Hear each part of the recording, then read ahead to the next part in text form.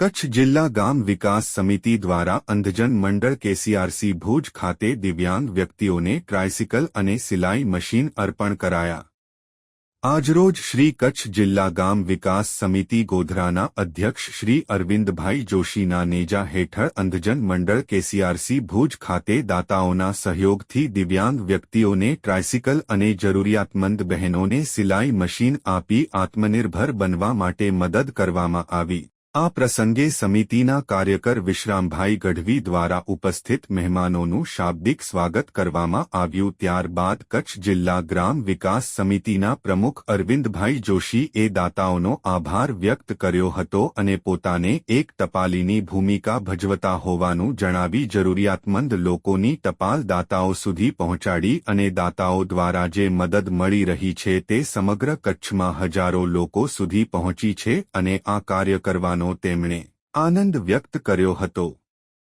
આ પ્રસંગે બીએસએફના જવાનો પણ ઉપસ્થિત રહ્યા હતા અને તેમણે આ સમિતિ દ્વારા બોર્ડરના જવાનોની મદદ માટે આભાર વ્યક્ત કર્યો હતો। કચ્છના જાણીતા સાહિત્યકાર અને પુષ્પ નામથી ખ્યાતનામ એવા પબુભાઈ ગઢવીએ પણ આ સેવાકીય કાર્યો બદલ તેમના શબ્દોમાં શુભેચ્છા વ્યક્ત કરી હતી। ત્યારબાદ વિશ્રામભાઈ ગઢવી દ્વારા જે વતન પ્રેમી દાતાઓએ આ કાર્યમાં સહયોગ આપ્યો છે તેવા ટ્રાયસિકલના દાતા શ્રી ધીરેન પોપટલાલ નંદુ ગામબાડા હાલે પૂના તથા બીજી ટ્રાયસિકલના દાતાશ્રી માતૃશ્રી સુશીલાબેન લક્ષ્મીચંદ દેઢિયા મેરા હાલે ગાંધીધામ હસ્તે દેવેન લક્ષ્મીચંદ દેઢિયા દુધઈ અને સિલાઈ મશીનના દાતા કંચનબેન કરસનજી મહેતા હસ્તે ધીરજભાઈ મહેતા ગોધરા તથા બીજા સિલાઈ મશીનના દાતા માતૃશ્રી તુલસીબેન ધીરજલાલ લાલજી શેઠિયા ગામ ભવાનીપર હસ્તે શ્રી ધર્મેન્દ્રભાઈ શ્રી હરેશભાઈ શેઠિયા લાલજી મૂળજી ટ્રાન્સપોર્ટ મુંબઈ વગેરે